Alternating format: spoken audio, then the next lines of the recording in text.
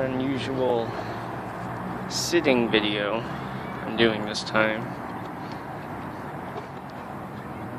I was going to talk about my headache, and I walked here to discover that class was canceled, so I have to wait around for an hour and a half. But what I wanted to say was that we're at a time where representation in games matters, because, it's always mattered, but we're at a time where now we really, there's almost universal recognition that things need to change, because we're, every decade since like 1900, people have been saying, oh, it's a global community now. It's truly global community now, and we say it all the time, but it's more true all the time. And we're at a point where you basically have to assume that, as a matter of course, anything you say online, anything you put up online,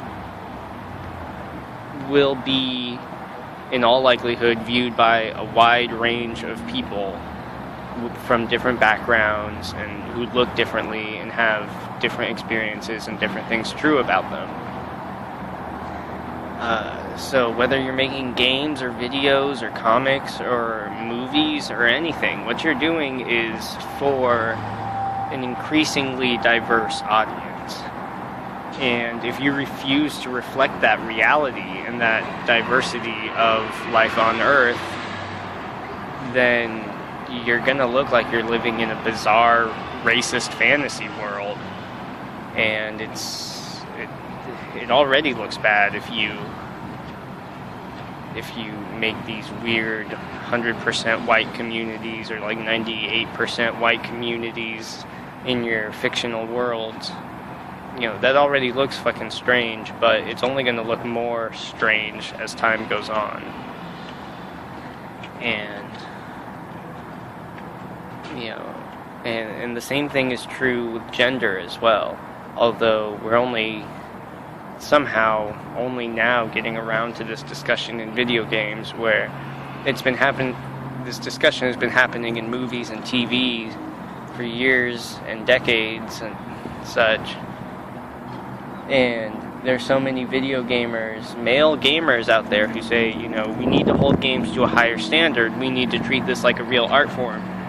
It's like, okay, let's take the themes it's discussing seriously. Let's take its character portrayals seriously. Let's look at the implications into this work just like it was a piece of literature.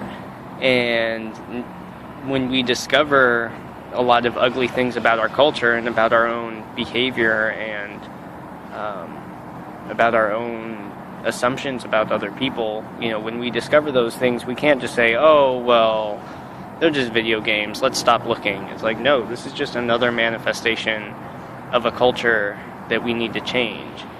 And maybe you needed to be shown that this is a problem within a medium you care about before you cared about it. And the discussion didn't really reach you or touch a nerve with you when it was about movies or about television or comic books or something. But there are a lot of people just freaked out about the idea of not going for these stereotypical, ridiculous portraits of women. When I say portrait, I mean like character traits that you've compiled to create a character. When you go for the same crap all the time, it just looks like you're not a good writer. Like, one, it makes you look like a bad person for thinking that all women are these same these same 3 or 4 archetypes. It makes you look like you're just not trying to understand the world around you.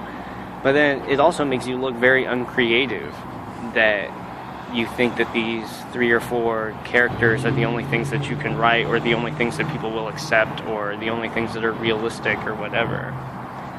It reflects badly on you in a number of different ways if you're lazy in your portrayals of gender, especially if you're a man in America or a similarly English-speaking patriarchal society, where in America it's like 96% of Congresspeople are men, so it's not like some made-up shit that men are running America. Men are literally running America, as a statistical matter. There are only like 2 female governors out of 50 states. Shit's bad, like, in terms of representation in media and in actual politics, actual reality. Things are equaling out when it comes to, like, college graduation levels and stuff, but that's only part of it. It doesn't matter if an equal number, well, it's actually worse if, an equal number of women and men have these advanced degrees, but men still make up the majority of the people who get the jobs in those fields. Like, that's a problem that everybody needs to address, and everybody needs to own, and everybody needs to work towards changing. And by everybody, I mostly mean men, because those are the people making these decisions and perpetuating these stupid ideas. And yes, there's internalized, like, hatred of women that sometimes women themselves think, oh, well, I don't like women because they're all like the stereotype. It's like, no, you've just been exposed to that same bullshit stereotype that makes everybody think that they don't like an entire half of the fucking globe. So, yeah, representation is important. It matters. And I touched on this, I might post this video. I'm actually planning on it now. I might cut out the earlier rambling about how my class got canceled, so now I'm making this video. But, like, if you're writing a story or making a game, you really you almost need, like, a set it and forget it mindset. You need to just say, like, okay, there are enough male protagonists, I'm going to have a female protagonist. Or, say I'm going to have both, but I'm basically going to do all the playtesting and all the writing as a female character because, we need new perspectives and new things explored in games. And then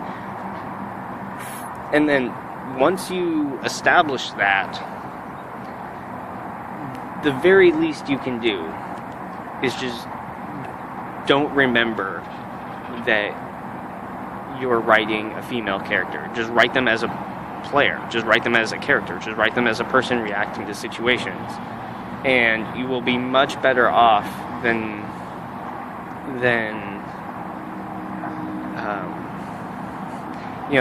basically trying to write a stereotype because you think, okay, well, women want representation, so I'll make my lead character a bitchy woman. Like, no, you're gonna end up in terrible places if that's your attitude, if that's where you're starting out.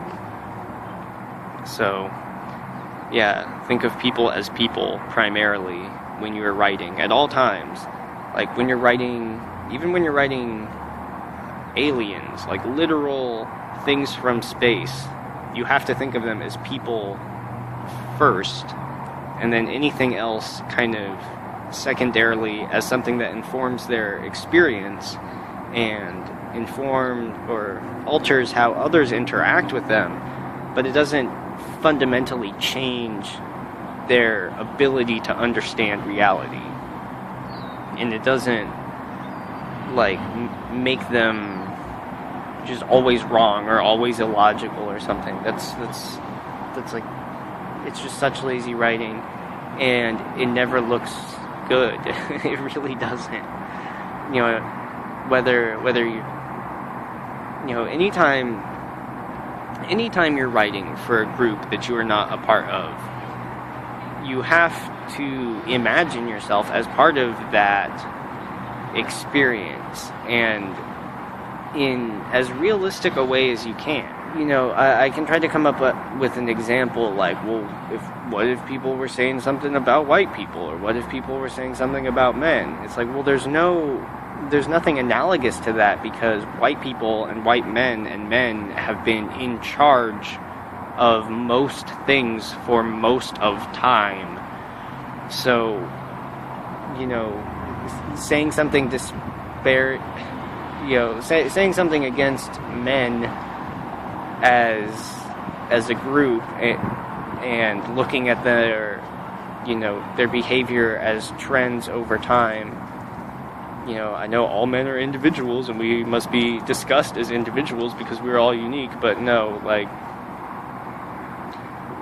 you can look at the trend of a group, especially when that group has been in power and has misused that power again and again for centuries. You have to say, there's a cycle here that we have to break. It's not 100% thing. It's not okay, men have to have no power. Men have to all be idiots in stories now. It's no, you just have to let other people be competent and recognize their competency. That's all that's being asked, really. Nobody's asking you to be worse at things so that other people can be better. Your marriage has to suck so that gay people can be married. No, that's... Rights don't work that way. Representation doesn't work that way. Or straight people in fiction all have to act like assholes because now gay people can get married. No, nobody's asking that. It's not even all of your characters from this other group have to be good or competent. You should, but recognize that the ways that you, okay, let's say you have two characters and they're just different from you in some way, and you think, I'm going to make one of them good and one of them bad.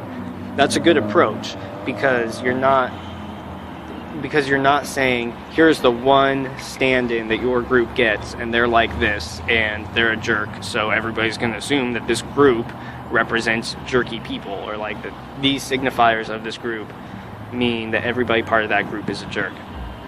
So you have this idea, I'm going to have a good one of those and a bad one of those.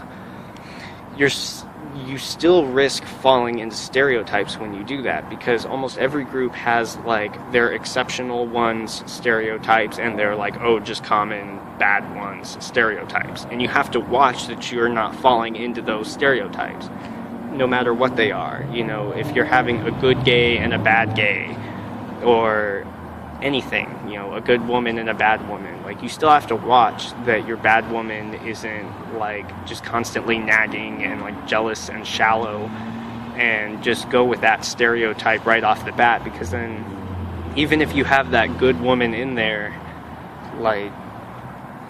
you still have one stereotypical character, which is a problem. But the other problem is if you have one highly stereotypical character, chances are your other character, who is a foil of them, is an opposite, is also going to be a highly stereotypical character. So, it's one of those things where if you do it sometimes, chances are you do it way more than you realize, and you need to watch out for that, and need to review your work and revise your work,